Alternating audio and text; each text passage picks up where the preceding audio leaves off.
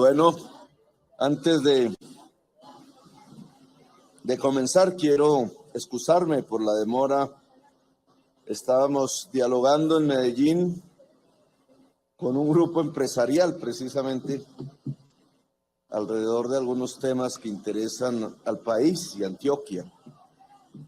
A los trabajadores de la economía popular, las confederaciones y asociaciones sindicales de las centrales obreras, presidentes, directivos de los gremios productivos, vicepresidente de la República de Colombia, Francia Elena Márquez, presidente de la Cámara de Representantes, David Ricardo Racero, ministro del Interior, Hernando Alfonso Prada, ministra del Trabajo, Gloria Inés Ramírez Ríos, su esposo Álvaro y su hijo Eduardo, que deben estar un poco preocupados por tanta ausencia de tantas reuniones tratando de concertar este proyecto de ley.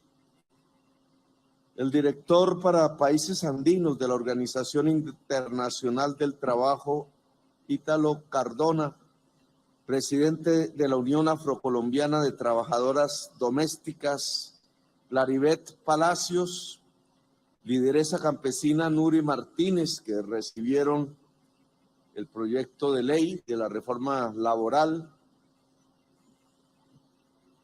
Bien, aunque creo que en el día de hoy se ha discutido, se ha dialogado bastante sobre este proyecto, he escuchado en la prensa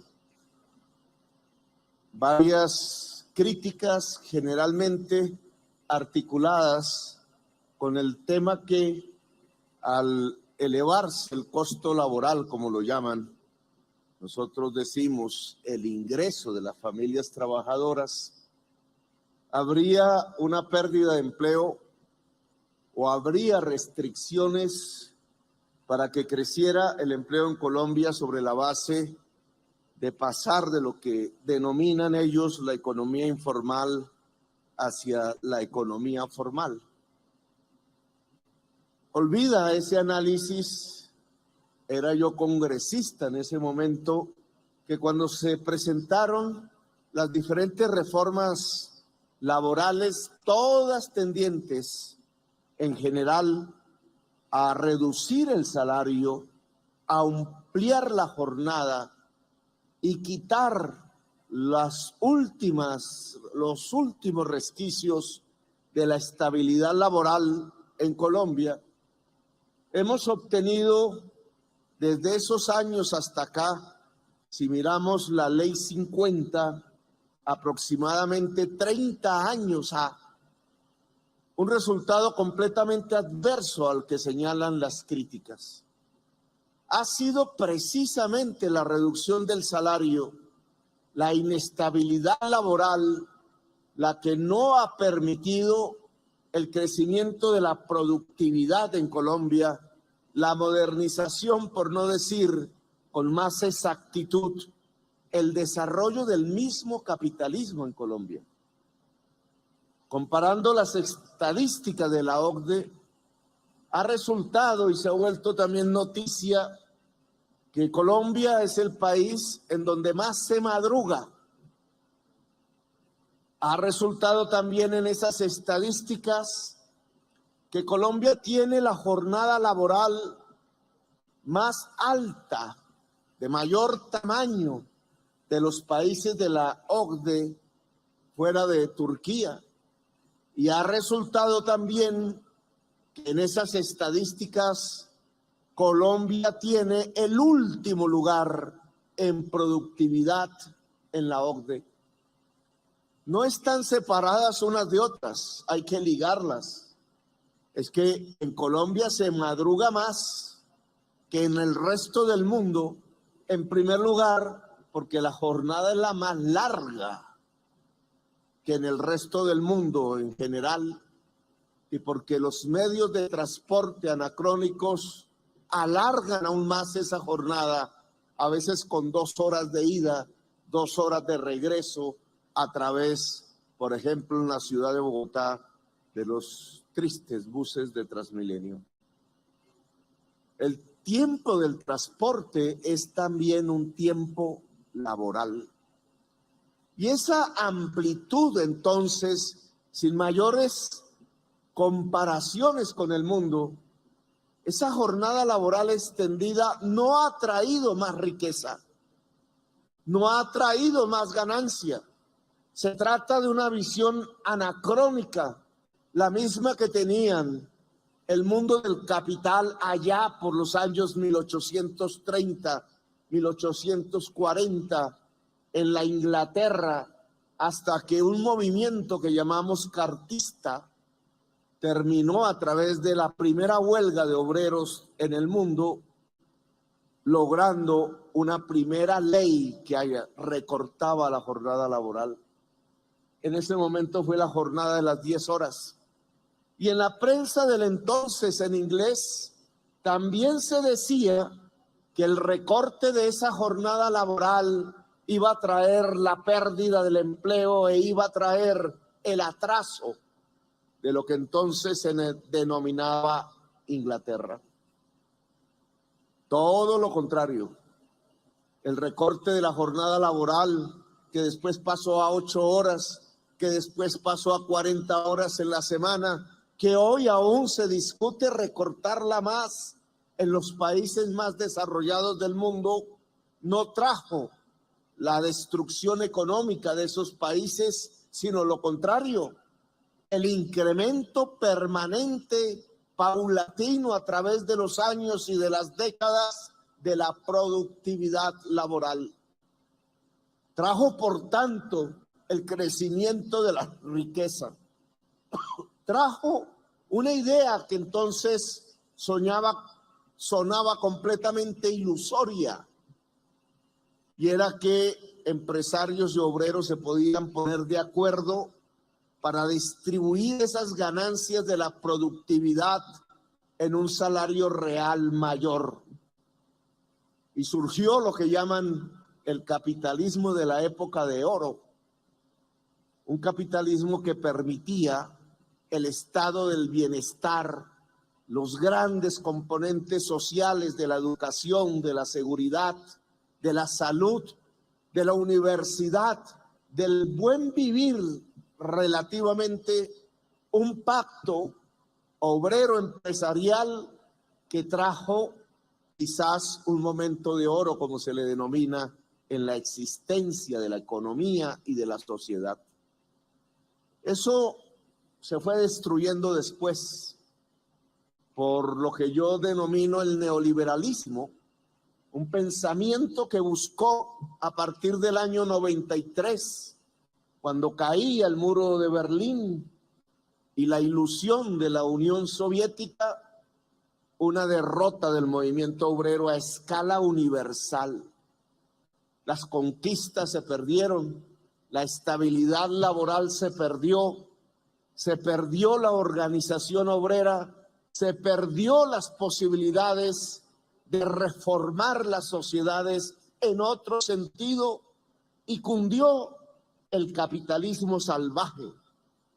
Se destruyeron en buena parte del mundo los estados de bienestar. El trabajador terminó en los rincones de la historia sin capacidad de acción, sin capacidad de decisión. Hoy todo está cambiando otra vez.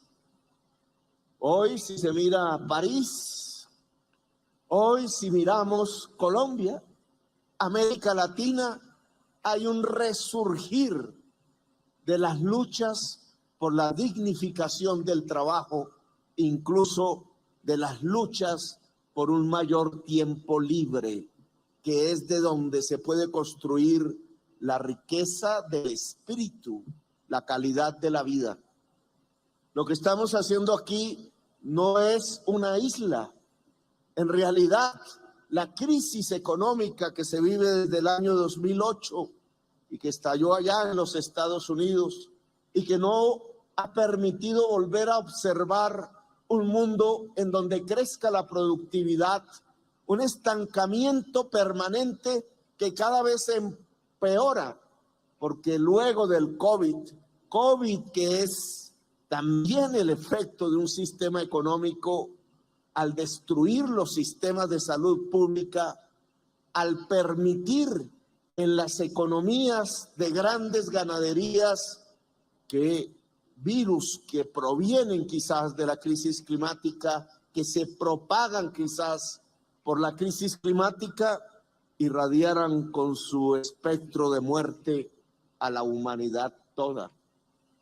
Y como si no fuera poco, ahora tenemos el hambre en el mundo expandiéndose, ahora tenemos la guerra en el mundo, ahora crece la pobreza. Los estudios de Thomas Piketty en Francia demuestran que vivimos de nuevo una desigualdad social en todo el planeta Tierra que no se veía desde los años anteriores a la Primera Guerra Mundial. Se destruyeron las conquistas del movimiento obrero mundial, pero entramos en la crisis. Crisis, como dicen en Davos, que no es una, sino varias, una policrisis. Ayer, antes de ayer, tras antes de ayer, las noticias hablan de quiebras bancarias, de manifestaciones intentando impedir que se eleve la edad de pensiones, que haya más tiempo libre para el trabajador y la trabajadora cuando han ya pasado sus años en el trabajo y quieren recuperar espacios de su propia vida. Hoy en el mundo están pasando cosas. Los bancos quiebran porque la gente no tiene cómo pagar cuando han aumentado inusitadamente la tasa de interés.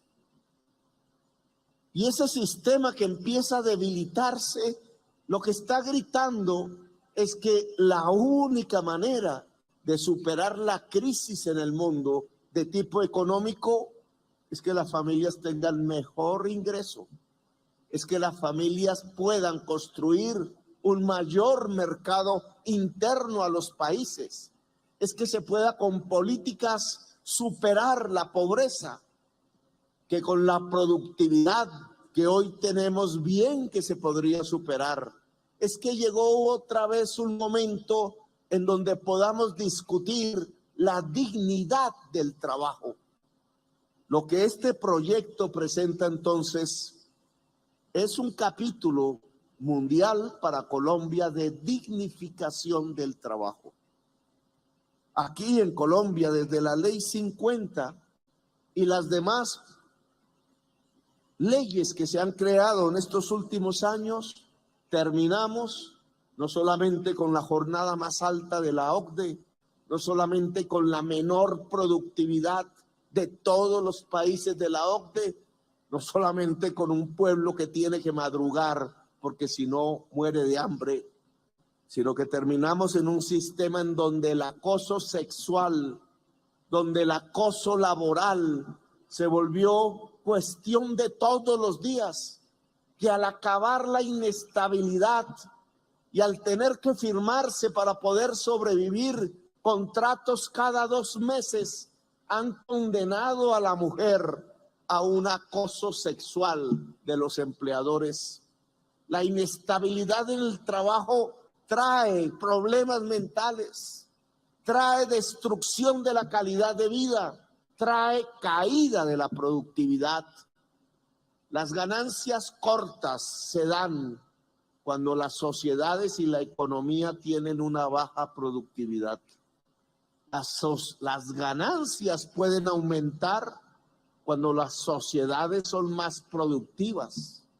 Y la productividad no es simplemente el que las empresas puedan competir, que en Colombia poco que compiten, porque estamos plagados de oligopolios y de monopolios y de rentas que se chupan del Estado para transformarlas en ganancias sin trabajar. Lo que tenemos en Colombia es que la productividad no aumenta porque no se ha irradiado el saber en el conjunto de la sociedad, el conocimiento, los sistemas de educación pública, el intelecto general de la sociedad. Por eso no tenemos altas productividades y porque hemos erodado la estabilidad laboral y la dignidad del trabajador y de la trabajadora. Este proyecto de ley debe permitir, si se aprueba por el Congreso de la República e inicia su trámite allí, que cese el acoso sexual y laboral en el país. Debe permitir que el salario real pueda crecer en Colombia para que pueda industrializarse este país. Debe permitir que la gente pueda ser más feliz en esta sociedad, precisamente porque pueda disfrutar de más tiempo libre. Debe permitir que se pueda organizar el cuerpo de trabajadores y trabajadoras para poder discutir de tú a tú con el mundo empresarial. Ese mundo fragmentado del movimiento obrero en 80, en 100 sindicatos por entidad, que nos recuerda la tesis de la libre competencia del mercado, cuando el mundo obrero tiene que unificarse para poder ganar capacidades de negociación.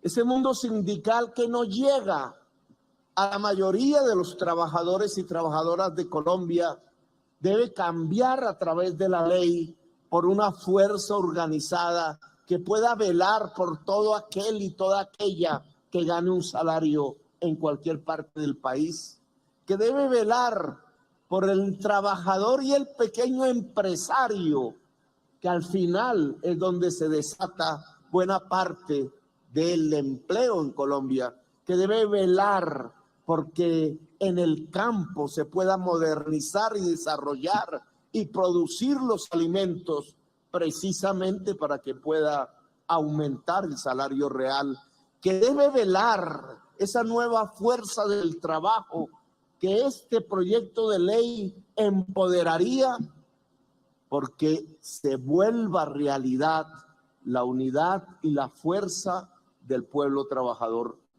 Este es un gobierno para el trabajo. Este es un gobierno para el pueblo. Este es un pueblo que bien merece la pena tener una oportunidad.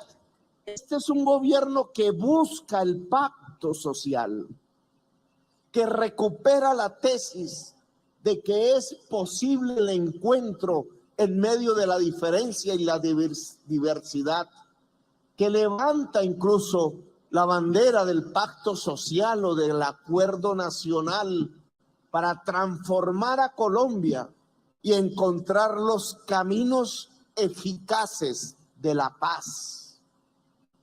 La violencia nos inunda precisamente porque no hemos transformado el país, porque sigue siendo profundamente injusto, porque sigue excluyendo el territorio nacional. Con ustedes, el pueblo trabajador, este gobierno puede cambiar los pilares en donde se ha fundamentado la violencia para poder construir los pilares en donde se pueda construir la democracia, la paz y la justicia social, es decir, una Colombia que sea potencia mundial de la vida. Gracias, muy amables, por haberme escuchado.